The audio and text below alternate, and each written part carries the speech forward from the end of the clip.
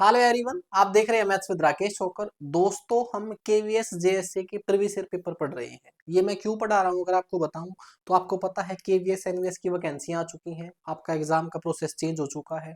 अब टायर 1 आपका लिया जाएगा, उसके बाद टायर 2 होगा। और टायर 1 आपका केवीएस एनवीएस की सभी टीचिंग पोस्ट के लिए होगा। और इसमें 6 सेक्शन है आपके, उनमें से एक सेक्शन आपका मैथ है। आपका ऑफिशियल सिलेबस केवीएस एनवीएस ने नहीं दिया है, ये आपके लिए एक चिंता की बात है, लेकिन उसका सोल्यूशन केवल इतना है कि जो आपका ये जर्नल पेपर टायर 1 के रूप में लिया जा रहा है, यही सेम पेपर एक नॉन टीचिंग पोस्ट के लिए केवीएस ने ऑलरेडी ले रखा है। ये आपका केवीएस जेएसए 1 मार्च 2023 की शिफ्ट फर्स्ट का पेपर है। शिफ्ट सेकंड में पढ़ा चुका हूँ ऑलरेडी। अब यहाँ से आपको ये अंदाजा लगेगा कि आपका सिलेबस मैथ का क्या सिलेबस रहेगा, क्योंकि केवीएस ने जैसा ऑलरेडी ऐसा पेपर ले रखा है वो सेम सिलेबस पे आपका पेपर लेगा। तो ये जो आपकी ऑफिशियल सिलेबस वाली चिंता थी ये मैंने दूर कर दी है। अब यहाँ पर ये क्वेश्चन देखकर आप टॉपिक भी नोट डाउन कर सकते हैं कि कौन कौन से टॉपिक से क्वेश्चन आ सकते हैं। साथ में आपको समझ आएगा कि यहाँ पर सिर्फ अर्थमेटिक मैथ की बात चल रही है। आपका न्यूमेरिकल एबिलिटी करके 60 नंबर का मैथ आएगा, 20 क्वेश्चन आएंगे। और ऐसे ही सेम पेपर का मैं 20 क्वेश्चन आपके साथ डिस्कस कर रहा हूँ। और ये 20 क्वेश्चन आपको एग्जैक्ट आइडिया देंगे कि आपका पेपर कैसा आने वाला है। इससे बहुत ज्यादा बेनिफिट होगा आपको। एक चीज और बताऊंगा साथ में, केवीएस जेएसए के 2023 में 7 पेपर हुए थे, 7 शिफ्ट हुई थी। मैं एक शिफ्ट पढ़ा चुका हूँ, एक आज पढ़ा रहा हूँ, 5 शिफ्ट और पढ़ाऊंगा। ये 5 के 5 पेपर आपको पीडीएफ की फॉर्म में मेरे app maths with Rakesh Chhokar पर मिलेंगे। आप चाहें तो ये 5 के 5 7 के 7 पेपर आप मेरे टेलीग्राम चैनल से भी ले सकते हैं, मैथ्स विद राकेश छोकर के नाम से ही है। और इससे आपको एटलीस्ट मैथ की समस्या आपकी हल हो जाएगी। बेसिक सिलेबस वो दे या ना दे, बस ध्यान रखना जैसा जेएसए का पेपर आया था ऐसा ही आपके टायर 1 में मैथ आएगा। मुझे ऐसा लगता है ये बात आपको समझ आ गई होगी। इसके बाद अगर ये जेएसए का मैथ आप फ्री ऑफ कॉस्ट करना चाहते हैं तो मेरे यूट्यूब चैनल पर एक प्लेलिस्ट है। और इस प्लेलिस्ट को मैं कैसे बता रहा हूँ आपको, ये 7 के 7 पेपर को बहुत अच्छे तरीके से रीड करके बता रहा हूँ। ये अगर आप 21 वीडियो देखते हो, हालांकि ये हरियाणा जेबीटी के लिए मैंने बनाई थी पीडीएफ, लेकिन इसमें सारे चैप्टर करा रखे हैं मैंने, जो चैप्टर आपसे पूछे जाएंगे। तो फ्री ऑफ कॉस्ट अगर आप मेरे यूट्यूब चैनल पर ये प्लेलिस्ट देखेंगे 21 वीडियो की, तो आपका ये मैथ तैयार हो जाएगा। आपको कहीं से कोई कोर्स परचेज करने की जरूरत नहीं है, एटलीस्ट मैथ का। इसके बाद एक चीज मैं ऑलरेडी बता चुका हूँ कि एक मैं छोटी सी चीज प्लान कर रहा हूँ कि आपके लिए केवीएस एनवीएस के टायर 1 का एक मैथ का कोर्स लेके आऊं। अब भाई देखो, मेरे पास सिर्फ मैथ की तैयारी कराई जाती है, मैं बाकी सब्जेक्ट की तैयारी नहीं कराता।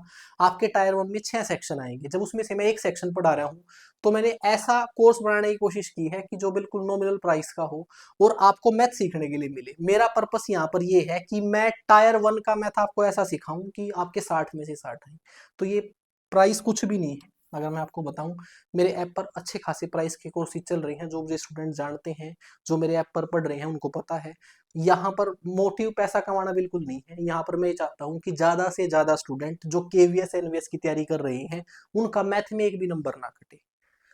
और अगर आपके मैथ में अच्छे स्कोर करते हो, आप रीजनिंग में अच्छा स्कोर करते हो, तभी आप टायर 1 क्वालिफाई कर पाओगे। इसके बाद अगर आप केवीएस एनवीएस की टीजीटी या पीजीटी की तैयारी कर रहे हैं मैथ सेक्शन की, अगर आप मैथ के टीचर लगना चाहते हैं तो फिर आपको कोर्स लेना चाहिए, क्योंकि टायर 2 आपका मैथ का ही होगा।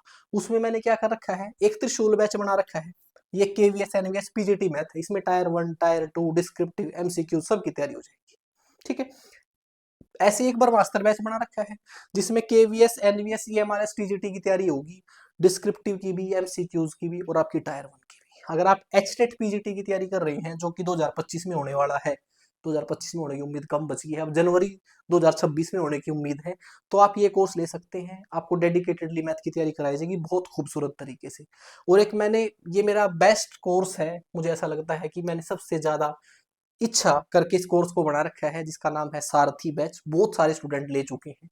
इस बैच को अगर आप परचेज करते हैं तो इन तीनों कोर्सों की तैयारी इस बैच में हो जाएगी।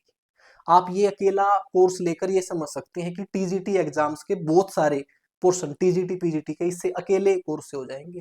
ये सारथी बैच है, मैंने एचएसएससी टीजीटी स्क्रीनिंग के लिए बना रखा है। अगर आप इसको परचेज करेंगे तो इन तीनों बैच की भी तैयारी हो जाएगी, इवन और बहुत सारे टीचिंग एग्जाम्स की तैयारी हो जाएगी। ठीक है। अगर आप एचएसएससी के किसी भी एग्जाम की तैयारी कर रहे हो उसकी भी तैयारी हो जाएगी इस मैथ की। ठीक है। तो ये मैंने थोड़ा सा प्रमोशन कर दिया है। आइए अब क्वेश्चन शुरू करते हैं। जो मैंने बताना था बता दिया है, 5 मिनट ले ली है आपकी। अब हम क्वेश्चन करेंगे। थोड़ी सी तबीयत खराब है, कोल्ड हो रखा है, थोड़ा सा एडजस्ट करना पड़ेगा आपको। अब मेरा क्वेश्चन कराने का तरीका क्या रहता है, मैं आपको एक बार में बताऊंगा।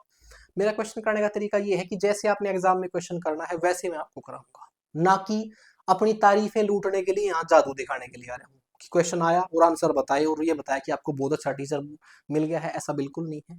आप जैसे एग्जाम में परफॉर्म करेंगे क्वेश्चन वैसे ही कराऊंगा, बड़ा मजा आएगा आपको। ये 7 पेपर आप मेरे साथ करेंगे तो मैथ की अच्छी खासी अंडरस्टैंडिंग होगी आपकी, बेशक आपने मैथ बिल्कुल नहीं पढ़ रखा। आइए देखते हैं। अब ये आपका बोर्ड मास का क्वेश्चन है। केवीएस की खूबसूरती रही है हमेशा से, उन्होंने हमेशा पेपर को इस तरीके से बनाया है कि चैप्टर वाइज क्वेश्चन डालने हैं। पहले नंबर सिस्टम सिंप्लीफिकेशन के आएंगे, फिर दूसरे चैप्टर के, फिर दूसरे चैप्टर के, और एक चैप्टर के जितने क्वेश्चन है वो लगातार है। ये बहुत अच्छे तरीके से केवीएस पेपर डिजाइन करता है और ये क्वेश्चन आपके सामने है। बोर्ड मास में हमने पढ़ा है कि पहले हम ब्रैकेट हल करते हैं, फिर हम ओ से ऑफ यानी कि जहां पर ऑफ या काके की लिखा हुआ है उसको हल करते हैं, फिर डिवाइड, फिर मल्टीपल, फिर ऐड और फिर सब्ट्रैक्ट। ये हम 5th क्लास में पढ़ते हैं, वही नियम लगाना है बस। पहले ब्रैकेट हल कर लो। 25 से 625 को भाग किया 25, 25 में से 14 गए 11। अब ये ब्रैकेट हल कर लो। अब इस ब्रैकेट में, ब्रैकेट के अंदर ऑफ है, पहले ऑफ हल करना पड़ेगा। ऑफ का मतलब कुछ नहीं है, मल्टीपल होता है। तो 7 7 49, 5 7 35, 7 से 7 कट गया है, 1 बच गया है, 1 में से 6 गई माइनस का 5, तो यहां पर बच गया है आपका माइनस का 5। ठीक है जी। अब ये बीच वाला हल कर लो, यहां पर भी ऑफ लिखा हुआ है। 20 3 60 ऊपर है, 15 चौके 60 नीचे है, तो यहां पर कट के 1 आ गया। ये लीजिए, थोड़ा सा ढंग से लिख देते हैं, ये बचा हुआ है जी। आपको समझ आया होगा, तीनों को अलग अलग हल कर दिया।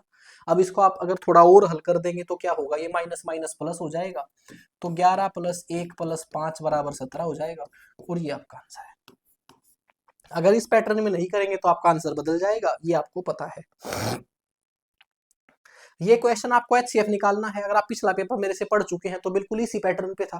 पहला क्वेश्चन बोर्ड मास का था, दूसरा क्वेश्चन एचसीएफ का था, यहाँ भी बिल्कुल सेम ही है। The greatest possible length which can be used to measure 3 length that can exactly is. आपको ये बताया गया है कि इन तीनों लंबाइयों को मापने के लिए सबसे बड़ी से बड़ी लंबाई कितनी ले सकते हैं हम, जिससे इन तीनों को मापा जा सकता है। आपके एचसीएफ की डेफिनेशन भी यही है। एचसीएफ की डेफिनेशन होती है वो बड़ी से बड़ी संख्या जो दी गई संख्याओं को पूरा पूरा भाग कर दे। एचसीएफ की डेफिनेशन वो बड़ी से बड़ी संख्या जो दी गई संख्याओं को पूरा पूरा भाग कर दे। यहां पर बोला जा रहा है कि जो आपके पास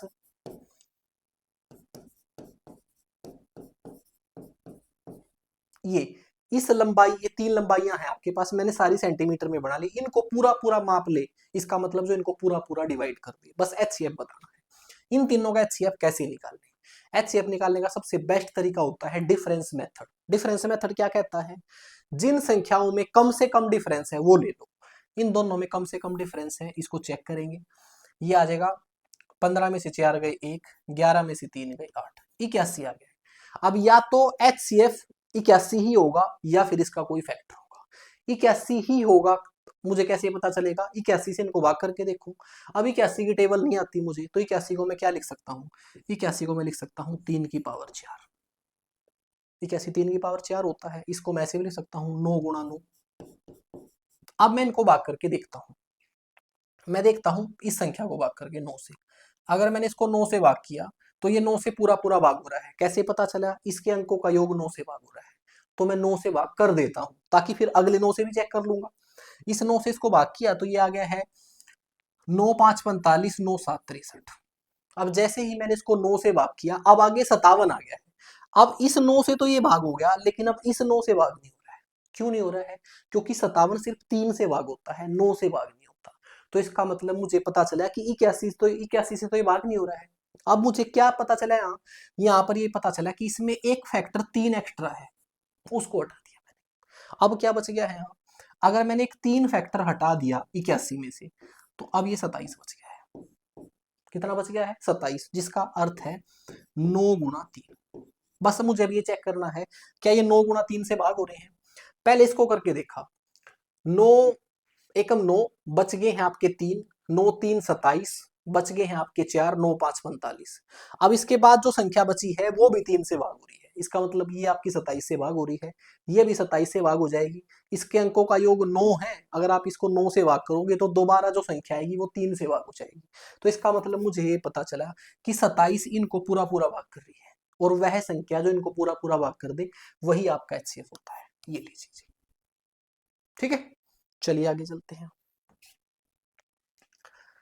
आपसे पूछा है कि इसको हल कीजिए। जो मैंने पिछली शिफ्ट का क्वेश्चन कराया था ना, उसको मैंने बहुत सिंपली हल कर दिया था। मैंने आपको ये बताया था, जब कहीं पर आपको ये इस प्रकार का फॉर्मेट नजर आता है तो आप हमेशा ध्यान रखना, इसके अंदर ए स्क्वायर प्लस बी स्क्वायर होता है, इसके अंदर 2ab होता है, लेकिन यहां पर ये 2 से डिवाइड नहीं हो रहा है, ये 2 से डिवाइड नहीं हो रहा है। अगर ये 2 से डिवाइड नहीं हो रहा है तो इसमें 2ab बिल्कुल नहीं है। इसका मतलब ये इस फॉर्मेट में मुझे डायरेक्टली हल होता नजर नहीं आ रहा। हालांकि इस प्रकार का फॉर्मेट हमेशा 2 से डिवाइड होता है इधर वाला और ये हल हो जाता है, लेकिन एग्जामिनर ने अब की बार क्वेश्चन को एक स्टेप आगे लेके चला गया। अब इसको हल कैसे करेंगे? मैंने इसको x के इक्वल मान लिया और इसको लिखा एक बार के लिए। चलो थोड़ा और आसान कर देते हैं आपके लिए। मैंने क्या किया, इसको a मान लिया। नहीं भी ज्यादा मानेंगे तो आपको कष्ट हो जाएगा, फिर ऐसे रखते हैं।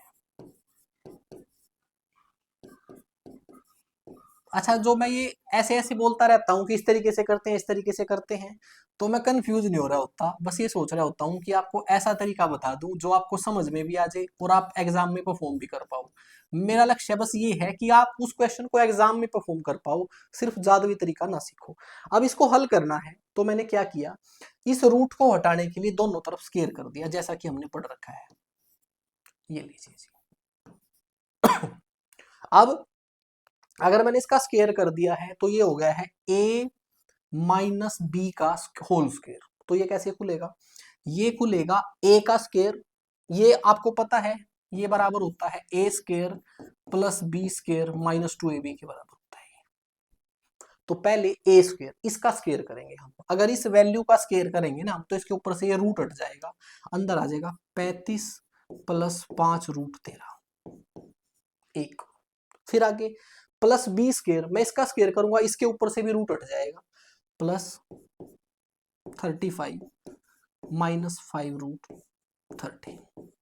तो ए स्क्वायर प्लस बी स्क्वायर, फिर आगे आगे -2ab, -2ab, इन दोनों को लिखेंगे। तो अब अगर मैं इन दोनों को मल्टीपल में लिखूंगा तो क्या होगा, रूट को एक बार लिखूंगा और इनको अंदर लिख दूंगा, इसके अंदर। अगर मैं इसके अंदर इनको लिखता हूं तो ये कुछ इस प्रकार की फॉर्म है। एक बार लिख देता हूं फिर वहां, ताकि आपको बेहतर समझ आ जाए। अब ये आपको कौन सी फॉर्म नजर आ रही है, ये लीजिए, ये फॉर्म नजर आ रही है आपको a into b, a plus b into a minus b, ये बराबर होता है a square minus b square के। चलिए थोड़ा सा हल कर लेते हैं इसको। क्या होगा ये इससे कैंसल आउट हो गया, 35 35 70। अब ये दो बाहर है, ध्यान रखना, मैं इस अंदर वाले को हल कर रहा हूं। अंदर क्या होगा, ए स्क्वायर माइनस बी स्क्वायर, 35 का स्क्वायर माइनस 5 रूट 13 का स्क्वायर, ऐसे हल होगा ये। 35 का स्क्वायर 1225, इसका स्क्वायर हो जाएगा 25 गुणा 13, 13 का वर्ग वर्ग वर्ग आपका रूट 13 है, तो इसका स्क्वायर करूंगा तो 13 ही हो जाएगा, 13 हो जाएगा। 13, 5 का स्क्वायर 25, 25 गुणा 13 करेंगे, 25 3 75, 25 एकम 25, 25 और 7 32, इनको आपस में घटाया तो 900 आ गया है। तो एक्चुअल में ये 900 है। ये लीजिए, इसको हल किया तो 900 30 का स्क्वायर होता है, तो इसको हल करके 30 आएगा। तो 30 बाहर है, 30 तो ये है, बाहर 2 है, 30 गुणा 2 60 आ गया। तो एक्स स्क्वायर बराबर आ गया आपका 10। आपने तो x की वैल्यू निकालनी थी तो दोनों तरफ रूट कर दिया, x की वैल्यू अंडर रूट 10 आ गई है। अब आप देखेंगे अंडर रूट 10 ऑप्शन में नहीं है, तो आपको अंडर रूट 10 का मान निकालना आना चाहिए लॉन्ग डिवीजन से। ऐसे 3.1 समथिंग होता है, आंसर इसका ये आ गया है, लेकिन आपको करके बता रहा हूं एक बार। 10 पर जब हम लॉन्ग डिवीजन करते हैं तो पहली टेबल चलती है स्क्वायर की फॉर्म में, 1 1 जा 1, 2 2 जा 4, 3 3 जा 9। तो 3 पे चल गई है, 3 3 जा 9। क्योंकि शेष बच गया है तो डेसिमल लगा के 2 जीरो उतार लेंगे। 3 का डबल 6, 6 पर टेबल चलेगी 1 पर, तो ये आ गया है 61 39। अब आगे करने की जरूरत नहीं है, इसका आंसर 3.1 समथिंग आएगा, तो इसका मतलब 3.1 और 3.2 के बीच आपका आंसर है। आई होप आपको समझ आया होगा, ये एक अच्छा क्वेश्चन था। अच्छा एक चीज और बताता हूँ आपको, मैं पिछला पेपर हल करा चुका हूँ, ये पेपर हल करा रहा हूँ। अच्छा पेपर बना हुआ है, अर्थमेटिक का है, लेकिन अच्छे कंसेप्ट पूछ रखे हैं आपसे, बिल्कुल मतलब बहुत हलवा मत समझना, लेकिन अच्छी प्रैक्टिस करोगे तो अच्छे मार्क्स लेंगे। वही बच्चा अच्छे मार्क्स लेगा जो अच्छे तरीके से इसको पढ़ेगा। ये आपका सिंप्लीफिकेशन का एक बहुत ही फेमस क्वेश्चन है जो एग्जाम में बार बार पूछा गया है। एसएससी के, बैंकिंग के एग्जाम में, रेलवे के एग्जाम में तो बहुत ज्यादा पूछा गया है। इस क्वेश्चन को कैसे हल करते हैं, इसमें मुझे दो ही वैल्यू नजर आ रही है, एक तो 435 नजर आ रही है और एक 315 नजर आ रही है। ये बहुत बार लिखे हुए हैं, तो 435 को मैंने ए मान लिया और 315 को बी मान लिया, थोड़ा सा समझने के लिए कि कैसा पैटर्न नजर आ रहा है। तो मैंने देखा 435 3 बार लिखा हुआ है तो ए की पावर 3 प्लस में, 315 3 बार लिखा हुआ है तो बी की पावर 3 डिवाइड, 435 की पावर 2 मतलब ए की पावर 2, 315 की पावर 2 मतलब बी की पावर 2, माइनस इसको मैंने ए मान रखा है और इसको बी। अब इसको देखकर आपको एक फार्मूला याद आना चाहिए, वो फार्मूला है कि ए की 3 प्लस बी की 3 बराबर होता है ए प्लस में b into a square plus B square minus A b, ये होता है। अब आप देखेंगे इसको अगर मैं इधर ले आऊं तो ए की पावर 3 प्लस बी की पावर 3 डिवाइड में A square plus B square minus A B बराबर ए प्लस बी आ जाएगा। तो ये फॉर्म तो मुझे सेम नजर आ रही है इधर, तो इसका आंसर होना चाहिए ए प्लस बी।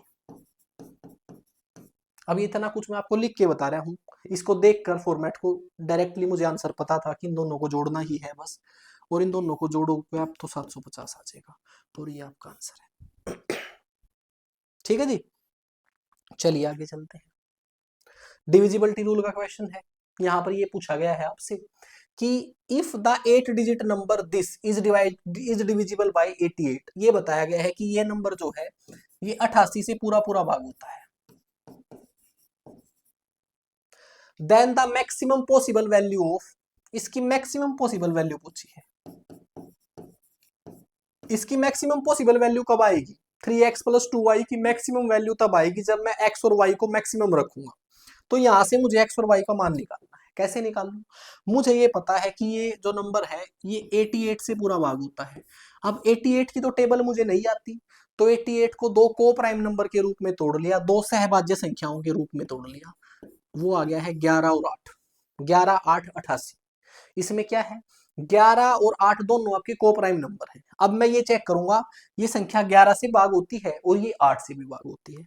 पहले 8 का नियम लगाएंगे, संख्या 8 से कब भाग होती है, जब लास्ट के 3 अंक उसके 8 से भाग हो जाए। जब किसी संख्या के लास्ट के 3 अंक 8 से भाग हो जाए तो वो संख्या 8 से भाग हो जाती है। तो अब यहां से मुझे y का मान मिल सकता है।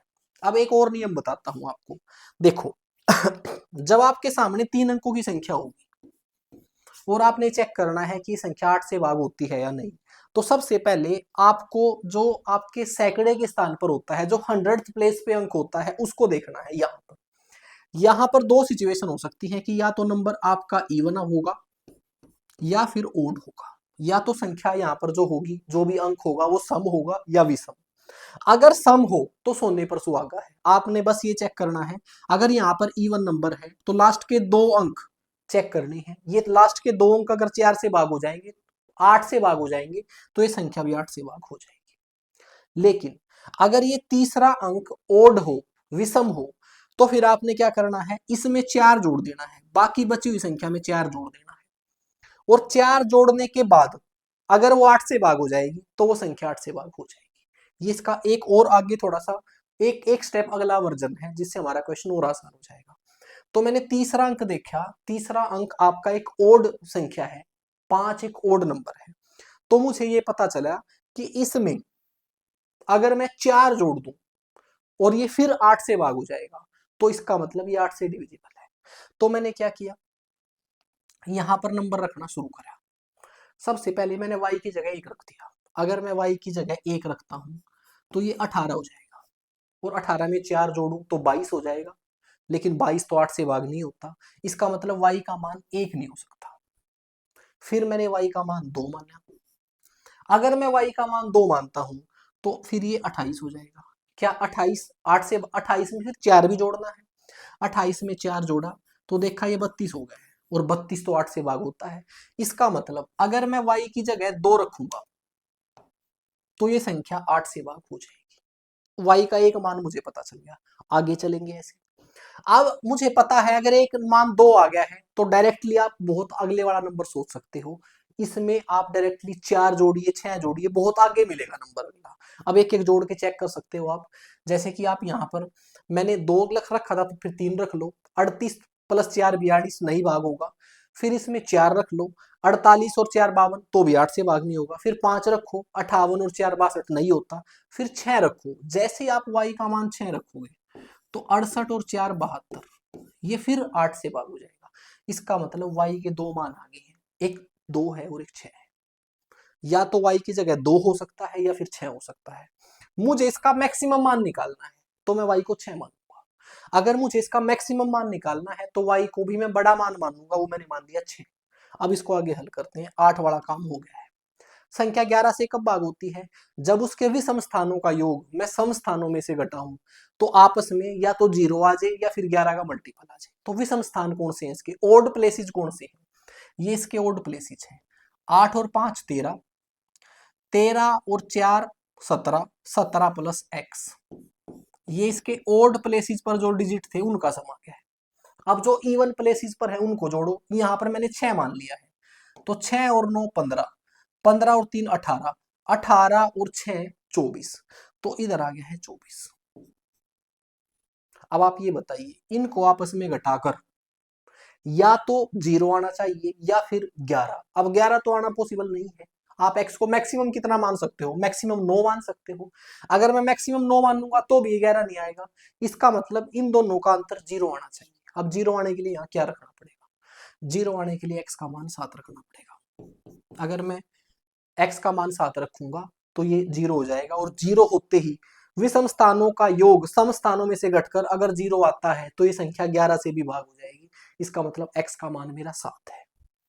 तो x का मान मेरा 7 है, y का मान मेरा 6 है, ये 21 आ गया, ये 12 है, जोड़ा तो 33 आ गया, और यही मेरा आंसर है। मुझे ऐसा लगता है बहुत इजी तरीके से आपको क्वेश्चन बता रहा हूं, जिस तरीके से आपको एग्जाम में परफॉर्म करने हैं आपको समझ आ रहा होगा।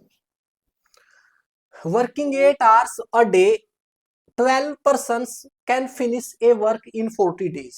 MDH का एक हमारा फॉर्मूला होता है टाइम एंड वर्क का, वो लगा हुआ है।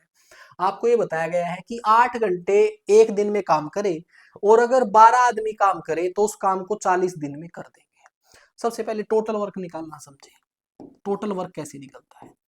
टोटल वर्क निकलता है उस आदमी की एफिशिएंसी, वो कितना काम करता है और वो कितने आदमी हैं,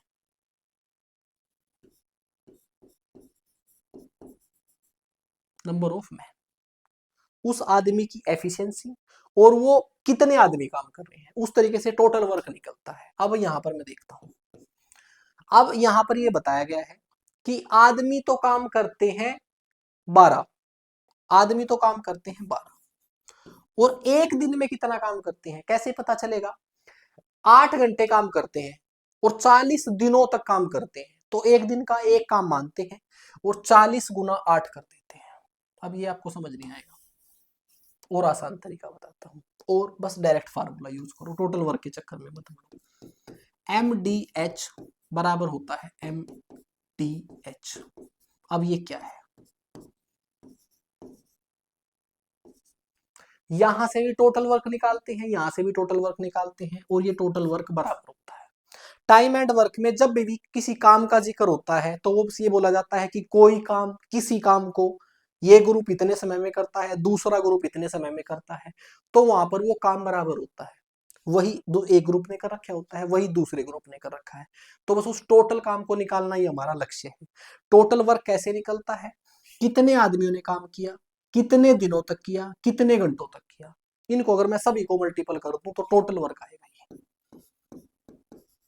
फिर ऐसे ही दूसरी तरफ दूसरी तरफ कितने लोगों ने काम किया, कितने घंटे तक काम किया, कितने लोगों ने काम किया, उनको भी मल्टीपल कर दूंगा तो टोटल वर्क आ जाएगा। इस तरीके से दोनों तरफ का टोटल वर्क बराबर होगा और आपका आंसर आ जाएगा। अब इस क्वेश्चन को पढ़ते हैं। पहले बताया गया कि 8 घंटे काम करके 12 आदमी काम को 40 दिन में करते हैं, तो ये टोटल वर्क निकला। 12 आदमी प्रतिदिन 8 घंटे काम करके 40 दिन में काम खत्म करते हैं, टोटल वर्क आ गया हमारा।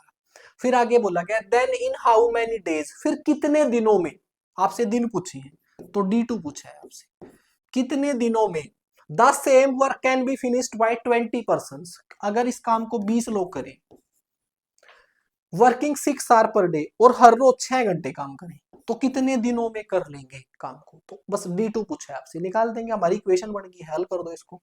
20 दूनी 40, 6 दूनी 12, 8 चौका 32, तो 32 दिनों में कर देंगे। आई होप आपको समझ आया होगा, ये आपका आंसर है।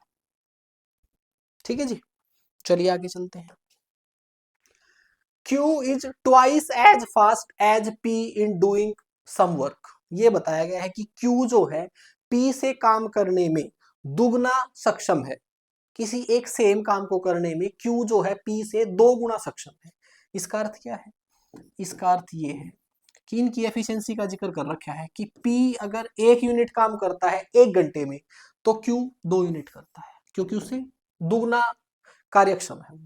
आगे बोला गया if P and Q together can complete work in 15 days, अगर P और Q दोनों मिलकर काम को 15 दिनों में करते हैं, तो इन how many days P alone can complete the same work, P अकेला काम को कितने दिन में करेगा।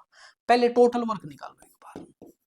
टोटल वर्क कैसे निकलेगा, दोनों बंदे उस काम को 15 दिन में करते हैं, और वो एक दिन में कितना काम करते हैं, एक दिन में P तो 1 यूनिट करता है, Q 2 यूनिट करता है, मिलकर 3 यूनिट करते हैं, और 15 दिन तक उन्होंने काम किया। इसका मतलब जो टोटल काम किया है वो 45 यूनिट है।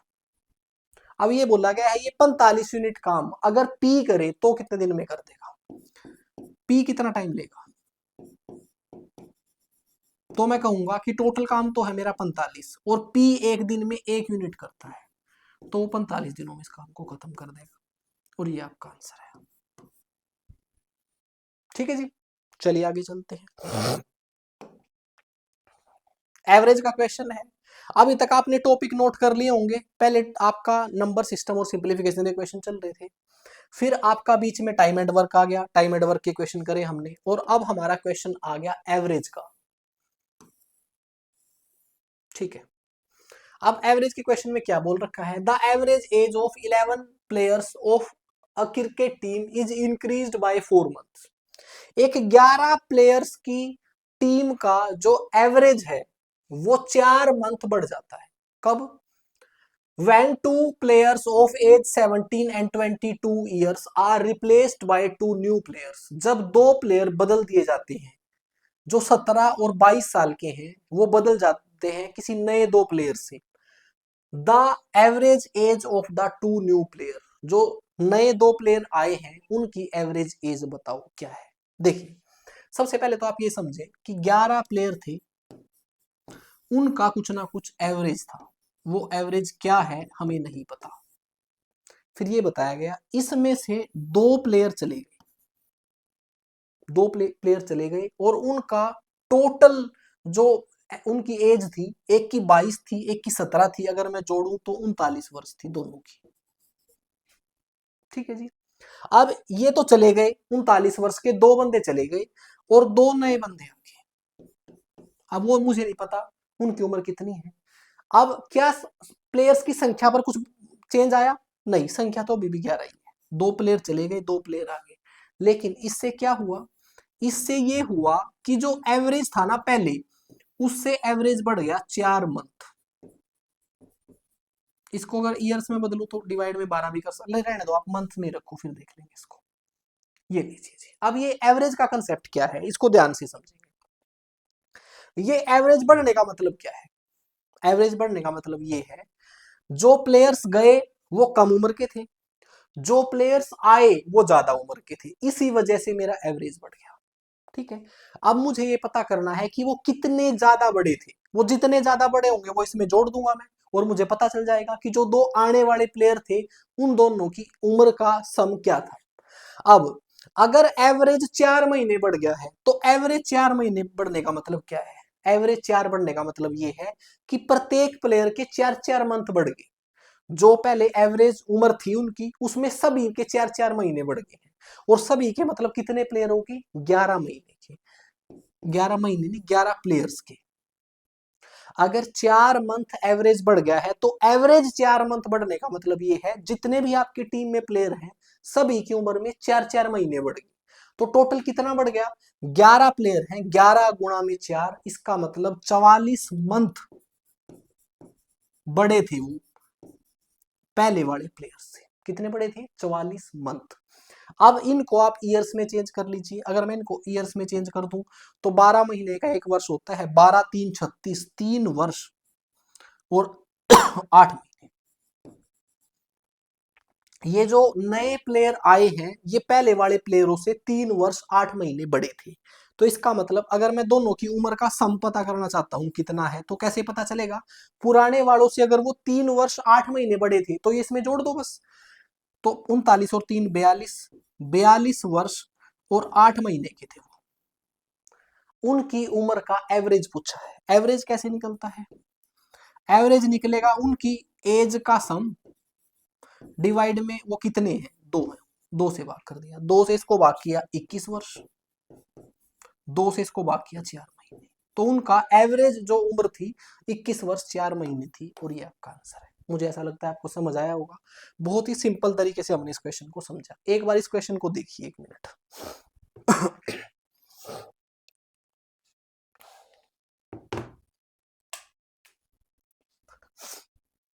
अगला क्वेश्चन है the average as of 15 student is 16 year. ये बताया गया है कि 15 स्टूडेंट्स की जो एवरेज एज है वो 16 वर्ष है। On including the age of their teacher, इनकी एज में इन स्टूडेंटों में एक टीचर भी ऐड कर दिया। ठीक है जी। तो इनकी संख्या कितनी होगी? इनकी संख्या 16 होगी। 15 स्टूडेंट और एक teacher. On including the age of their teacher the average age becomes 17 year. अब इनकी एवरेज जो है वो 17 ईयर हो गई है। अब आप ये बताइए इसमें इनमें अगर टीचर की एज ऐड कर दी तो एवरेज क्यों बढ़ गया? अगर टीचर भी 16 साल का ही होता, अगर मैं 15 स्टूडेंट की एवरेज एज 16 साल मान रहा हूं ना तो इसका अर्थ ये है उन सभी की उम्र 16-16 वर्ष है। इससे कोई फर्क नहीं पड़ेगा। अब अगर एक टीचर ऐड हो गया है और वो भी 16 साल का ही होता तो इनकी एवरेज एज में कोई फर्क नहीं पड़ता। लेकिन एवरेज तो एक बढ़ गया है, 1 वर्ष बढ़ गया है। ये 1 वर्ष क्यों बढ़ा? क्योंकि जो टीचर था ना वो 16 साल का नहीं था, उससे कुछ बड़ा था। बस ये पता करना है वो कितना बड़ा था। भाई सभी में 1 वर्ष बढ़ गया है। एवरेज 1 बढ़ने का मतलब जितने इस टाइम पर टोटल ग्रुप में लोग हैं सभी में 1-1 वर्ष बढ़ गया है। और टोटल लोग कितने हैं? अब 16 लोग हैं। तो 16 में सभी में अगर 1-1 वर्ष बढ़ गया है तो इसका मतलब वो 16 वर्ष बढ़ा था। तो आपका आंसर आ गया है 32 वर्ष। वो 32 वर्ष का था। ठीक है जी। अब जो मैं कंसेप्ट बता रहा हूं हो सकता है ये कंसेप्ट आपको बहुत अच्छे तरीके से समझ ना आ रहे हो। अगर आपने एवरेज नहीं पढ़ रखा तो घबराने की जरूरत नहीं है। मैंने जो यूट्यूब पर प्लेलिस्ट बताई है आपको उसको एक बार देख लेना, ये सारे कंसेप्ट आपको समझ आ जाएंगे। When the price of rice increased by 32%, a family reduced its consumption such that the expenditure on it was only 10% more than before. If 5.4 kg rice was consumed initially, then the new consumption of the rice is, question में बोला गया है कि चावल का price 32% बढ़ गया है। इसको आप समझेंगे, इनको बोलते हैं प्राइस और कंजम्पशन वाले क्वेश्चन। आपके घर पर हम काफी चीजें इस्तेमाल करते हैं, किसी चीज का प्राइस बढ़ जाता है तो आपका कुल खर्च भी बढ़ जाएगा। जैसे कि आप चीनी लेके चावल लेके आ रहे थे, आप चावल का भाव 32% बढ़ गया तो आपका खर्च भी कितना बढ़ेगा? 32% से बढ़ जाएगा। इसका मतलब अगर आपका टोटल एक्सपेंडिचर पहले 100 रुपए हो रहा था और अगर आपका चावल में 32% का इंक्रीज हो गया है तो आपका खर्च भी 32% बढ़ जाएगा और आपका खर्च 132 होने लग जाएगा। अगर चावल के प्राइस में इंक्रीज हो गया है तो आपके टोटल खर्च में भी उतना ही इंक्रीज हो जाएगा। तो इसका मतलब अगर आप पहले 100 रुपए खर्च कर रहे थे चावल पर और चावल का प्राइस अगर 32% से इंक्रीज हो गया है तो आपका टोटल खर्च भी चेंज हो जाएगा। ये न्यू टोटल एक्सपेंडिचर आ गया है। फिर वो आगे कह रहा है a family reduced it's consumption, उन्होंने अपनी खपत कम कर दी। हम ऐसा करते हैं, वी आर इंडियंस, हम क्या करते हैं, अगर हमें पता चला कि टमाटर का भाव बढ़ गया है, अगर हम पहले 2 किलो लेके आते थे तो उसको 1 किलो लेके आने लग जाएंगे। कहने का मतलब हम उसकी कंजम्पशन कम कर देंगे। अगर हम कंजम्पशन कम ना करते तो हमारा खर्च 100 यूनिट से 132 यूनिट होने लग जाता। लेकिन उन्होंने कंजम्पशन कम कर दी, खपत कम कर दी, जिसकी वजह से खर्च केवल 10% बढ़ा। कहने का मतलब खर्च 100 से सिर्फ 110 हुआ। होना चाहिए था 132, लेकिन सिर्फ 110 ही हुआ। ऐसा क्यों हुआ? क्योंकि उन्होंने अपनी खपत कम कर दी। अब खपत कितनी कम करी मैं कैसे निकालूंगा? इस प्राइस को 132 रुपए का प्राइस खर्च होना चाहिए था उनका, 132 से खर्च उन्होंने 110 कर दिया। ये क्यों हुआ है? ये खपत कम करने की वजह से हुआ है। तो उन्होंने कुल खर्च को कितना कम कर दिया? 22 कम कर दिया। ये आपकी खपत कम हुई है। ये 132 से उनका खर्च जो 110 हो गया है, ये उनकी खपत कम करने की वजह से हुआ है। उन्होंने प्राइस को कितना कम कर दिया? प्राइस को 22 कम कर दिया। और ये कहां से किया है? प्राइस कितना हो गया था, कुल खर्च कितना हो गया था? 132 हो गया था। इनको अगर मैं फ्रैक्शन में चेंज करूं तो ये 1/6 है। अब ये जो फ्रैक्शन आई है ये क्या आई? ये फ्रैक्शन ये आई है, ये आपकी पहले की खपत थी, ये ओरिजिनल खपत है आपकी, और ऊपर जितनी खपत कम कर दी है, जितनी खपत कम कर दी है, 6 यूनिट कुल खपत थी आपकी, आपने 1 यूनिट कम कर दी। जो 6 यूनिट आपकी ओरिजिनल कंजप्शन थी ना, उसकी वैल्यू तो 5.4 केजी दे रखी है। तो मैं ऐसा बोल सकता हूं कि मेरी 6 यूनिट की वैल्यू जो है ना वो 5.4 केजी है।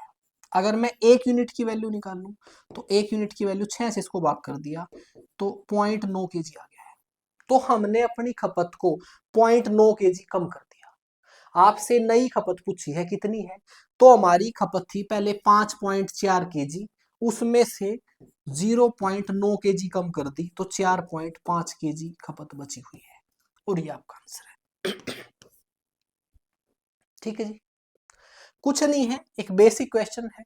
हमारा कुल खर्च चावल पे 100 रुपए हो रहा था, अगर प्राइस चावल का 32% बढ़ गया तो हमारा खर्च भी 132 रुपए हो जाएगा।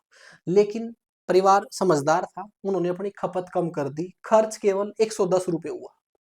होना चाहिए था 132, 110 हुआ। क्यों हुआ? क्योंकि हमने खपत कम कर दी। और हमने कितने पैसे बचा लिए? ये 32 रुपए बचाए हमने। क्यों बचाए? क्योंकि हमने खपत कम कर दी। जो ये 22 रुपए बचाए हैं, कहां से कम किए हमने? 132 से कम किए, 132 से 110 पे लेके गए।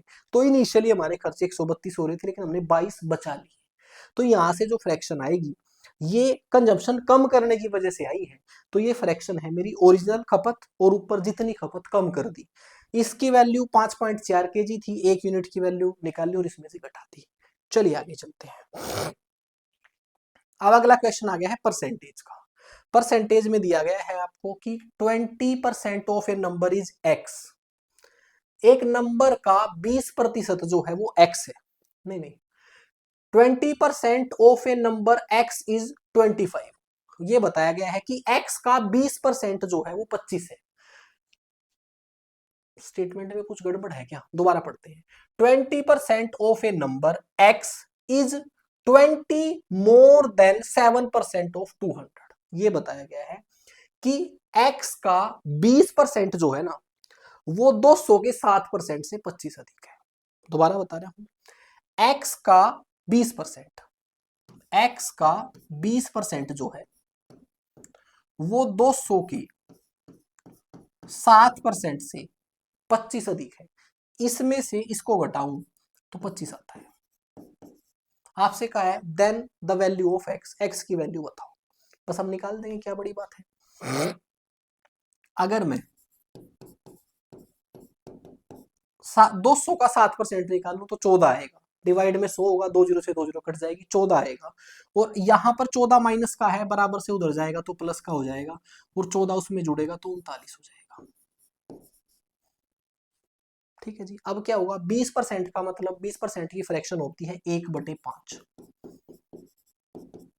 तो ये 5 उधर जाके गुणा हो जाएगा, 9 5 45, 9 3 15 और 4 19। एक्स की वैल्यू 195 थी, ये लीजिए जी। ठीक है जी, बस स्टेटमेंट थोड़ी उल्टी लिखी हुई है, बाकी क्वेश्चन आसान था। परसेंटेज का ही क्वेश्चन है, प्रॉफिट लॉस का बोल सकते हैं। क्वेश्चन में दिया गया है, प्रॉफिट लॉस का नहीं बोलना चाहिए, आपका परसेंटेज का ही क्वेश्चन है। क्वेश्चन में दिया गया है the cost of A table is 150% more than that of a chair. मेज का जो खर्च, वो प्राइस है ना, वो कुर्सी के प्राइस से 150% ज्यादा है। ये टेबल है, टेबल का जो प्राइस है वो चेयर के प्राइस से 150% ज्यादा है। 150% का मतलब चेयर का प्राइस अगर 100% है तो इससे 150 ज्यादा टेबल का 250% है। इन दोनों का रेशियो ले लो, ये प्राइस आ जाएगा इनका। ऐसे भी रख सकते हैं, कोई दिक्कत नहीं है, अगर आप ऐसे भी रखोगे तो भी चलेगा। ठीक है, नहीं नहीं काट ही लो, थोड़ा आसान हो जाएगा। ये हो जाएगा जी 0 0 5 5 25 5 2 10, ये इनका प्राइस है जी। एक टेबल और एक मेज का प्राइस, एक टेबल और एक चेयर का प्राइस है। आगे क्या दिया गया है, if the cost of a table decrease by 15%, अगर टेबल के खर्च में, टेबल के प्राइस में अगर मैं 15% कम कर दूं, that of a chair increased by 50%, और चेयर के प्राइस को मैं 50% से बढ़ा दूं, then what is the percentage increase decrease in the total cost of 2 tables and 5 chairs। तो 2 टेबल और 5 चेयर के प्राइस में कितने परसेंटेज चेंज आएगा। पहले एक टेबल का प्राइस 5 यूनिट, एक चेयर का प्राइस 2 यूनिट। टेबल के प्राइस को 15% से कम कर दिया और चेयर के प्राइस को 50% से बढ़ा दिया। अब इनका, इसका 15% निकालना, इसका 50% निकालना थोड़ा सा मुश्किल रहेगा, डेसिमल में आ सकता है। मैंने अपनी तरफ से 2 जीरो लगा दी, कोई फर्क नहीं पड़ेगा। रेशियो को किसी वैल्यू से मल्टीपल कर सकते हैं, किसी से डिवाइड कर सकते हैं, कोई फर्क नहीं पड़ेगा। अब पहले आप ये बताओ, अगर मैं टेबल के और चेयर के प्राइस को चेंज ना करता तो मेरा कुल एक्सपेंस कितना होता, 2 टेबल का और 5 चेयर का।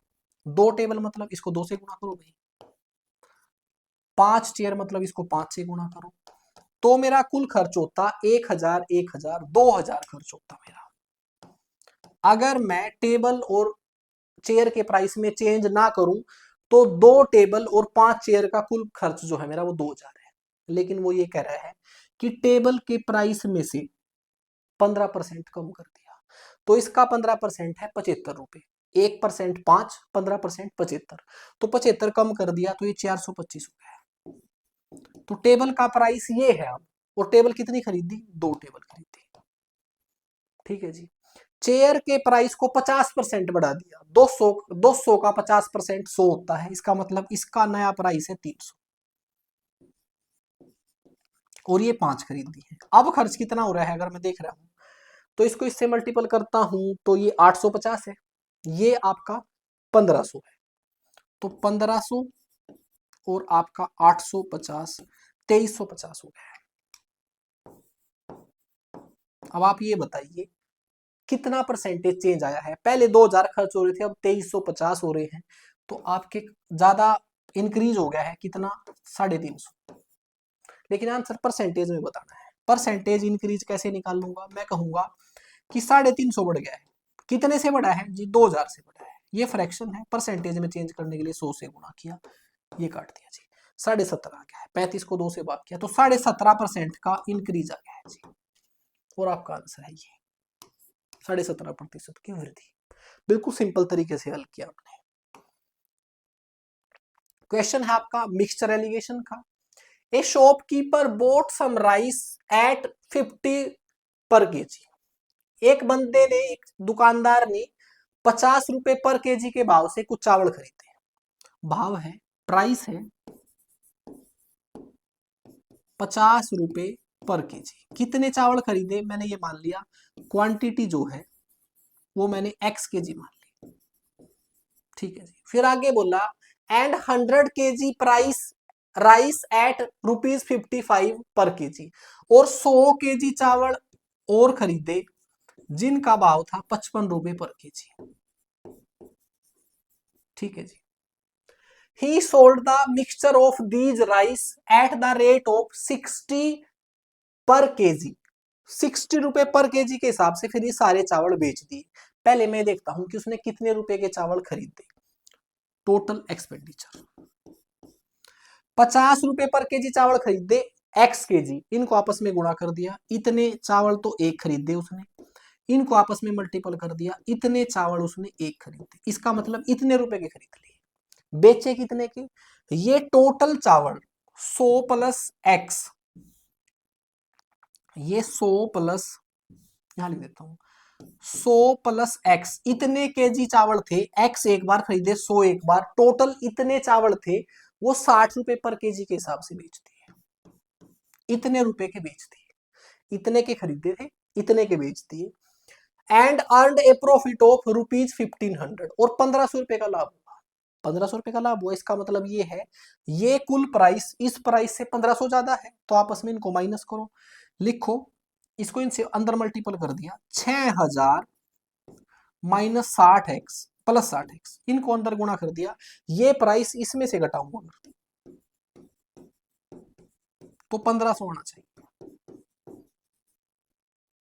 ठीक है जी। ये बात समझ आई आपको भाई, ये इस भाव में बेचने से अगर 1500 रुपए का लाभ हुआ है तो इसके कुल एक्सपेंडिचर और इसके कुल एक्सपेंडिचर में डिफरेंस 1500 का है, बस एक्स का मान निकाल दो।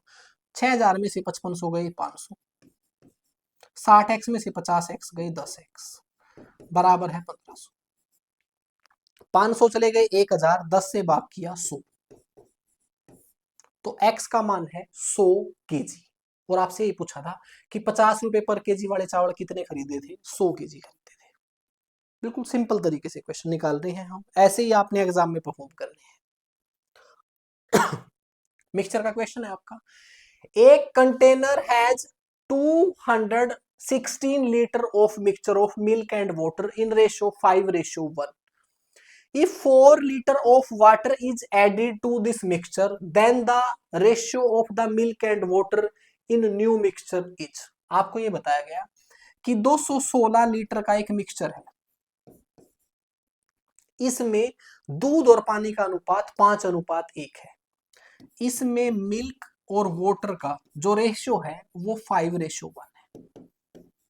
पहले अगर मैं यहाँ पर ये पता करना चाहता हूँ मिल्क कितना लीटर है और वाटर कितना लीटर है, तो उसका तरीका ये रहेगा 216 लीटर को 5:1 में बांट दो। बांटने का तरीका 216 को 5 + 1 6 से भाग कर दो, 6 से इसको भाग किया तो 36 आ गया, ठीक है जी। अब 36 को इससे मल्टीपल किया तो ये आ जाएगा आपका 6 × 5 = 30, 3 × 5 = 15, 180। 180 लीटर तो दूध था और 36 लीटर पानी था। मैंने 216 लीटर को 5:1 में बांट दिया, मैंने ओरिजिनल क्वांटिटी निकाल दी, इतना लीटर दूध है और इतना लीटर पानी है। If 4 litre of water is added, 4 litre पानी ऐड कर दिया तो पानी अब 40 लीटर हो गया है, दूध उतना ही है।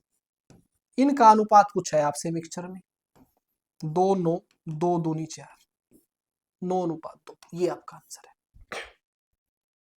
ठीक है जी। चलिए आगे चलते हैं। अगला क्वेश्चन है 3 person A B C are partner in a business. 3 partner हैं A B C. A invest 1/3 of the total capital. A जो है वो पूरी कैपिटल का 1/3 लगाता है, कहने का मतलब तीनों ने जितने पैसे लगाए उसका 1/3 भाग ए ने लगाया। While B invested the amount equal to the sum of the amount C and A। फिर ये बताया गया कि B उतना ही पैसा लगाता है जितना A और C ने मिलकर लगाया है। A और C ने मिलकर जितना लगाया है उतना अकेले B ने लगाया है। फिर आपको बताया गया if at the end of the year, अगर वर्ष के अंत में प्रॉफिट अर्न ₹33,600, अगर वर्ष के अंत में 33,600 रुपए प्रॉफिट आया है, तो आपसे पूछा है कि then the profit of b will be equal to, b का शेयर कितना होगा प्रॉफिट में। हमने पार्टनरशिप पढ़ रखा है, पार्टनरशिप टॉपिक में ये बताया गया है कि जो जितना कैपिटल लेके आएगा जिस रेशियो में, वो उतना ही शेयर प्रॉफिट का लेगा। तो इसका मतलब यहां पर मुझे तीनों की कैपिटल का रेशियो निकालना है। दो चीजें पता है मुझे कि ए ने कुल कैपिटल का 1/3 लगाया है और बी ने उन दोनों की कैपिटल के बराबर लगाया है। तो मैं ये मान लेता हूं कि इन तीनों ने टोटल 3 यूनिट लगाया है। 1/3 का मतलब यही तो है ना, टोटल अगर मैं 3 यूनिट मान लूं तो उसमें से 1 यूनिट ए ने लगाया है, 1 यूनिट ए ने लगाया है। अब मुझे एक ऐसी वैल्यू रखनी है यहां पर कि जो इन दोनों के सम के इक्वल आ जाए। अब 3 में से 1 यूनिट चला गया है, 2 यूनिट बचा हुआ है।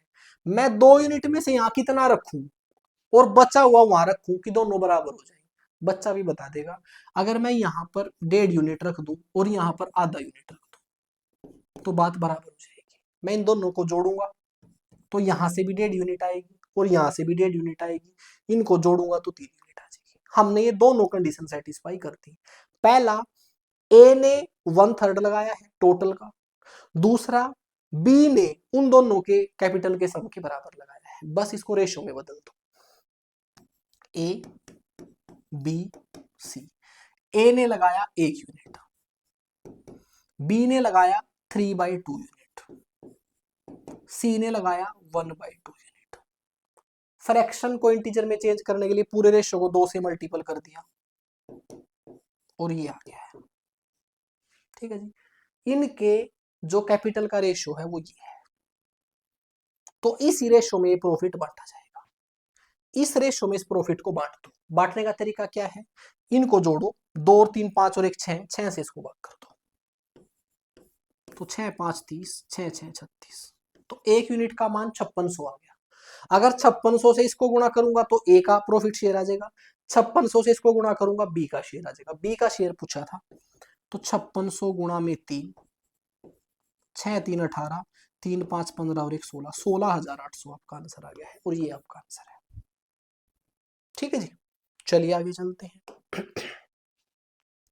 If the rate of simple interest is reduced from 9% to 8.5%, आपके साधारण ब्याज की दर को बदल दिया है, 9% से 8.5% कर दी है। Then actual reduction in a year in interest on a certain deposit is ₹624। तो जो ब्याज है वो 624 रुपए कम हो गया है। आपसे पूछा है कि डिपॉजिट, आपका मूलधन बताओ कितना डिपॉजिट किया था आपने। देखो, आप एक बात ध्यान रखेंगे, आपका जो ये रेट ऑफ इंटरेस्ट में चेंज आया है, 9% से 8.5% कर दिया। ये कितना कम कर दिया आपने, ये 0.5% कर दिया। इसी की वजह से तो प्राइस कम हुआ है। इसका मतलब ये इतने परसेंट की वैल्यू ₹624 है। इसका मतलब 0.5 का मतलब आधे परसेंट की वैल्यू, आधे परसेंट की वैल्यू 624 है। 1% की कितनी आएगी, 1% की आएगी, इसको 2 से गुणा कर देंगे, ये आ गई। 100% की वैल्यू ही आपका मूलधन होती है, दोनों तरफ 100 से गुणा कर दिया, 100% की वैल्यू आएगी ये 1,24,800 आपका मूलधन था। ये आपका आंसर है। ठीक है जी, बहुत आसान तरीके से हमने कर दिया। चलिए आगे चलते हैं। साधारण ब्याज का ही क्वेश्चन है। A certain sum amounts to ₹33,000। एक सम जो है, एक मूलधन जो है वो 33,000 रुपए हो जाता है at 13% per annum simple interest in 5 years. 13% वार्षिक ब्याज की दर से 5 वर्ष में। तो आपसे पूछा है कि the sum is equal to, मूलधन बताओ कितना था। एक सम, एक अमाउंट जो है 33,000 रुपए हो जाता है 13% वार्षिक दर से 5 वर्ष में। साधारण ब्याज प्रत्येक वर्ष का बराबर होता है। अगर आपकी दर 1 वर्ष की 13% है तो 5 वर्ष की हो जाएगी 65%। तो आपका पैसा 65% से बढ़ जाएगा। अगर हर साल आपका पैसा 13% से बढ़ रहा है या फिर ब्याज की दर 13% है तो 5 वर्षों में ब्याज की दर हो जाएगी 65%, क्योंकि साधारण ब्याज प्रत्येक वर्ष का बराबर होता है। तो 65% का अर्थ ये है, अगर मूलधन मेरा 100% मान लू मैं, तो इसमें ब्याज 65% जुड़ जाएगा और टोटल हो जाएगा ये 165%। और ये 33,000 आपका मिश्र धन ही है, अमाउंट ही है, ये 165% के बराबर है। अगर मैं 1% की वैल्यू निकालूं, इससे इसको भाग कर देंगे तो ये हो जाएगा 33,000 बटे में 165। अगर मैं इसको काटूं तो 33 एकम 33, 33 5, 5 से इसको काटूं तो 200 आ गया है। 1% की वैल्यू 200 है, तो आपकी 100% की वैल्यू, 100% ही हमारा मूलधन होता है, वो 20,000 आती है। और ये आपका आंसर है, ये लीजिए। ठीक है, चलिए आगे चलते हैं। ये क्वेश्चन है हमारा चक्रवृद्धि ब्याज का, कंपाउंड इंटरेस्ट का। क्वेश्चन में दिया गया है a certain sum amounts to ₹29,282। कोई मूलधन आपका 29,282 हो जाता है एट 15% पर एनम इन 2 ईयर, 15% वार्षिक ब्याज की दर से 2 वर्ष में। इसका मतलब ये हमारा अमाउंट है, मिश्र धन है। 29,282 हो जाता है 15% वार्षिक दर से। ब्याज की दर कितनी है? 15% वार्षिक दर से, और टाइम है मेरा 2 वर्ष। Interest compounded 8 monthly. अब जो आपका ब्याज है ना, वो 8 महीने में मूलधन में जुड़ जाता है। इंटरेस्ट कंपाउंडेड 8 मंथली का मतलब है ब्याज 8 महीने में मूलधन में जुड़ जाता है। जो ये जिस समय पर आपका मूलधन में ब्याज जुड़ता है, उसी समय में, उसी यूनिट में आपको टाइम और रेट दोनों उसी में चेंज करने होते हैं। अगर हर 8 महीने में आपके मूलधन में ब्याज जुड़ेगा, तो इसमें कितने 8 महीने बनेंगे आपके? 24 वर्ष में, सॉरी 2 वर्ष में कितने 8 महीने बनेंगे? तो मैं ये कहूंगा जी 8, 2 वर्ष का मतलब है 24 महीने। और अगर मैं 24 महीने को 8 से भाग करूं, तो आपके 3 8 महीने बनेंगे। कितने बनेंगे? 3 8 मंथ्स बनेंगे। ऐसा 3 बार होगा। अगर हर 8 महीने में मैं पैसा मूलधन में जोड़ रहा हूं ब्याज का, तो 2 वर्षों में ऐसा कितनी बार होगा? 3 बार होगा। ब्याज की दर भी आपको 8 मंथली ही चेंज करनी पड़ेगी। मैं ये कहूंगा ये ब्याज की दर वार्षिक है, 12 महीने की है। अगर मैं 15 के डिवाइड में 12 कर दूंगा, तो ये 1 महीने की आ जाएगी। मुझे चाहिए 8 महीने की, 8 से गुणा कर दिया। तो अगर आपका ब्याज हर 8 महीने में मूलधन में जुड़ता है, तो समय भी मैंने 8 मंथ में चेंज किया और रेट भी मैंने 8 मंथ में चेंज किया। 4 दूनी 8, 4 3 12, 3 5 15, 5 दूनी 10, 10% 8 मंथ लिया। ठीक है जी। अब इस क्वेश्चन को हल करेंगे। अब क्वेश्चन को हल करने का तरीका, हमारा सबसे आसान तरीका क्या रहेगा? सबसे आसान तरीका ये रहेगा कि ब्याज जो है हर 8 महीने में 10% लगेगा, और ऐसा 3 बार होगा। हर 8 महीने में 10% ब्याज बढ़ेगा और वो 3 बार जुड़ेगा। तो इसका total effective rate of interest निकालेंगे। इसका total effective rate of interest निकालेंगे। उसका तरीका क्या होता है? पहले इन दोनों का इफेक्टिव चेंज निकाल लेंगे, जिसका फार्मूला होता है a प्लस में b प्लस में a into B divide by 100। a की वैल्यू 10, b की वैल्यू 10, 10 और 10 20, 10 गुना 10 100, 100 से 100 को भाग किया 1, तो 20 और 1 21। 2 वर्ष की या फिर 2 8 मंथ की जो आपकी इफेक्टिव रेट ऑफ इंटरेस्ट है, वो 21% आ गई है। अगले 10% को और जोड़ो, इसमें जोड़ेंगे इसी फार्मूले से, a plus B plus a multiple b divide by 100। ये हो गया है आपका 31, ये हो गया है आपका 2.1, तो 33.1% आ गया है। ये क्या आया है? ये आपका टोटल ब्याज 3 8 महीनों का इतने प्रतिशत बढ़ेगा। इसको बोलते हैं total effective rate of change. ठीक है जी। आपका टोटल, आपका रेट ऑफ इंटरेस्ट निकाल लिया मैंने 3 8 महीनों का। जो मेरा पैसा है जो 100% रहा होगा वो 33.1% बढ़ेगा 3-8 महीने के बाद। तो मैं क्या कर सकता हूं, मैं ऐसा बोल सकता हूं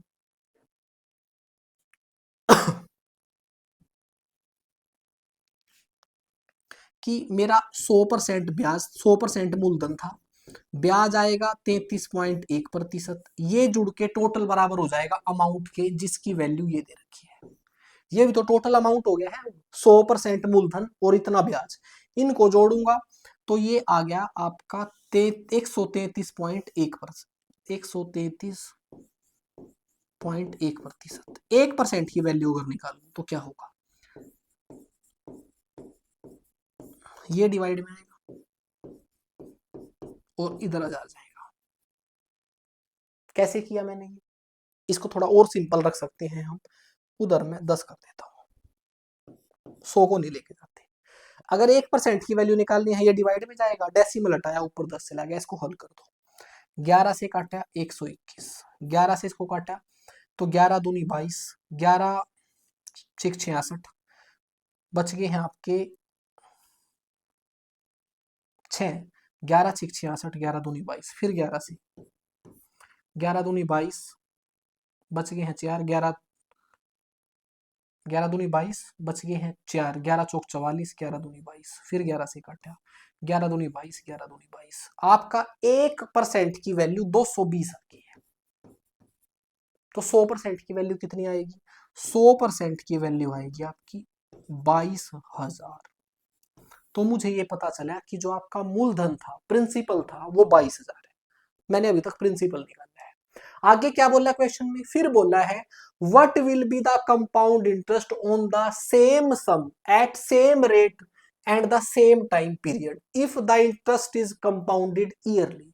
अब वो ये कह रहा है कि अगर मूलधन वही हो जो पहले था, आपका समय भी वही हो जो पहले था, दर भी वही हो जो पहले थी, तो अब ब्याज कितना होगा अगर आपका ब्याज ईयरली कंपाउंड होता। अब की बार क्या कह रहा है, ईयरली कंपाउंड होगा, हर साल ब्याज मूलधन में जुड़ेगा जहां पहले 8 महीने में जुड़ रहा था। तो अब की बार इनको चेंज करने की आवश्यकता नहीं है। क्यों नहीं है, सिंपल बात ये है, ये जो 15% है ये वार्षिक है और ये 2 वर्ष भी वर्षों के रूप में है। तो बस मुझे सिर्फ ब्याज निकालना है। चक्रवृद्धि ब्याज कैसे निकलेगा, बहुत सारे तरीके हैं, या तो इस फार्मूले से इफेक्टिव रेट ऑफ इंटरेस्ट निकाल लो। कैसे निकाल लेंगे, अब 15%, 15% 2 बार ब्याज लगेगा, एक वर्ष में 15%, फिर दूसरे वर्ष में 15%। तो total effective rate of change निकाल रहा हूं मैं, ए प्लस बी, ए इंटू बी डिवाइड में 100, कितना आएगा, 15 15 30, फिर 15 गुना 15 225, और इससे भाग किया तो 2.25 आ गया, और जोड़ के आ गया 32.25% ब्याज बनेगा। अब 22,000 का 32.25% निकाल लो, आपका आंसर आ गया है। जगह की बहुत कमी पड़ रही है भाई, बची हुई है जगह, चलिए यहां निकाल के देखते हैं, बची हुई है। तो 22,000 का इतना परसेंट निकाला। अब एक तो इसकी डेसिमल हटाने के लिए और एक परसेंट हटाने के लिए, तो 2 जीरो से 2 जीरो कैंसिल, 1 जीरो से 1 जीरो कैंसिल। अब इसको पहले 2 से काटा, 2 5 10, यहाँ आ गया 11, 5 से इसको काट दिया, 5 से इसको काटेंगे तो क्या आएगा जी, 5 6 30, 5 चौका 20, 5 5 25, 11 से इसको गुणा कर दिया, तो 11 से इसको गुणा करेंगे तो 11, वैसे एक इंटीजर आएगा, इंटीजर एक तो ये है इसमें, यही आंसर आएगा। क्यों, क्योंकि 11 6 66, 6600 तो ऑलरेडी हो चुका है, तो आंसर आएगा आपका 7,095। थोड़ा सा बड़ा लग रहा होगा आपके मन में, ये भी आ रहा होगा कि सर इससे छोटा तरीका हो सकता है, नहीं हो सकता। हाँ, कोई जादू जूदू दिखाऊं किसी एक स्पेशल क्वेश्चन के लिए, मैं इसको बहुत ज्यादा सोच के आऊं यहाँ पर और एक जादू करके दिखाऊं, वो अलग बात है, लेकिन क्वेश्चन ऐसे ही होगा।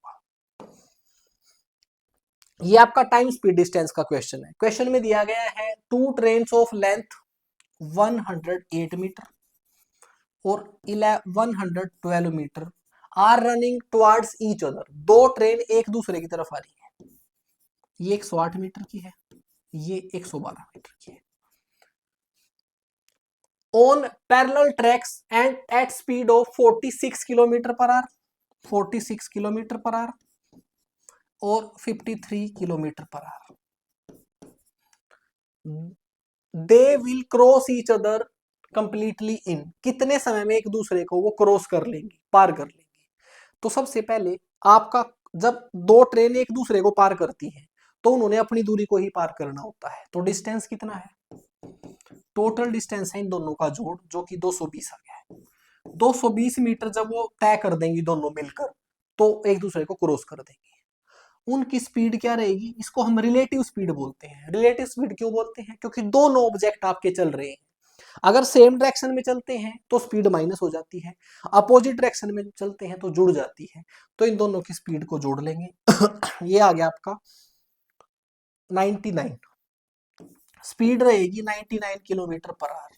बस टाइम निकालो, टाइम निकलता है डिस्टेंस अपॉन स्पीड, लेकिन दोनों सेम यूनिट में होनी चाहिए।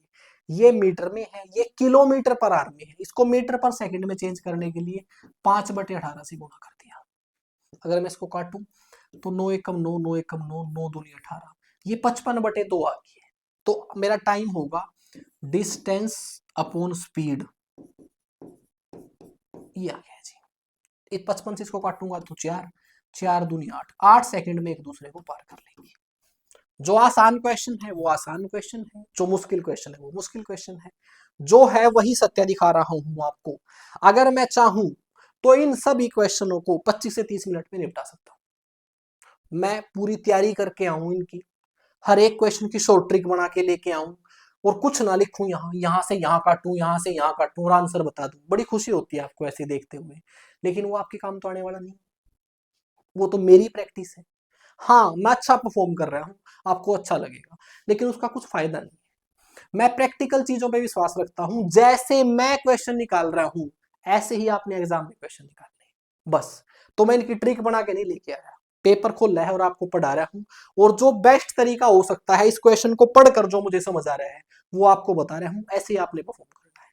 क्वेश्चन में दिया गया है, a sailor rows a boat 18 kilometre downstream in 4 hours. Boat and stream का क्वेश्चन है कि एक बंदा ना, डाउन स्ट्रीम का मतलब होता है धारा के साथ, धारा के साथ 18 किलोमीटर 4 घंटे में तय करता है। तो मैं उसकी डाउन स्ट्रीम की स्पीड निकाल सकता हूँ, धारा के साथ चाल निकाल सकता हूँ। और धारा के साथ चाल का मतलब होता है जो बोट की चाल है और जो पानी की चाल है वो दोनों जुड़ जाती है। जब धारा के साथ चल रहे हो आप तो पानी भी आपको चलाएगा और वो नाव भी खुद चलेगी। तो आपकी स्पीड होगी नाव की चाल और धारा की चाल, तो वो हो जाएगी, उसने 18 किलोमीटर की दूरी तय की 4 घंटे में, तो ये स्पीड आ गई 9/2 किलोमीटर पर आवर। इसको आप 4.5 किलोमीटर पर घंटा बोल सकते हो। फिर बोला if returns back the same distance upstream in 12 hours. यही सेम डिस्टेंस उसने अपस्ट्रीम धारा के विरुद्ध, धारा के विरुद्ध का मतलब क्या है, नाव की चाल माइनस धारा की चाल। जब आप धारा के विरुद्ध आते हो तो नाव तो पानी की तरफ जा रही होती है लेकिन पानी उसके खिलाफ जा रहा होता है, तो पानी उसको रोक रहा होता है। तो यही 18 किलोमीटर की दूरी को तय करने में 12 घंटे लगे। तो दूरी बटे में चाल, ये फिर दूरी बटे में समय, ये भी चाल आ गई है। इसको काटेंगे तो 3/2 आ जाएगा। अगर मैं इसको डेसिमल में चेंज करूं तो मैं कह सकता हूं 1.5 किलोमीटर पर आवर। अब आपसे पूछा है कि then speed of the stream, stream की स्पीड, धारा की चाल निकाल दो। तो आप ऐसे समझ सकते हैं x + y की वैल्यू 4.5 किलोमीटर पर आ रहा है, x - y की वैल्यू 1.5 किलोमीटर पर आ रहा है। तो आपको यहां से y की वैल्यू निकालनी है। अगर सेम दो वैल्यू जोड़ रखी हैं, वही दो वैल्यू घटा रखी हैं। अगर बड़ी वैल्यू निकालनी है तो दोनों को जोड़कर 2 से भाग कर दो, छोटी वैल्यू अगर निकालनी है दोनों को घटाकर 2 से भाग कर दो। तो y की वैल्यू आ जाएगी, इसको इसमें से घटाया 3 आ जाएगा, 3 को 2 से भाग किया 1.5 आ जाएगा। और ये आपका आंसर है। ये जो मैंने बताया है बस ये जस्ट सोल्व करने का तरीका है। आप डायरेक्टली इनको आपस में घटा के भी हल कर सकते हो, दो इक्वेशन को। ये लीजिए जी, मैंने आपको सारे क्वेश्चन करा दिए करीब 1 घंटा 9 मिनट में। ठीक है, मुझे ऐसा लगता है मैंने अपनी तरफ से बेस्ट कराया है। अगर आप इसी तरीके से साथ के साथ पेपर करेंगे तो बहुत अच्छे तरीके से मैथ की समझ होगी आपको। जैसे मैंने बताया है ऐसे ही आपने एग्जाम में परफॉर्म करना है।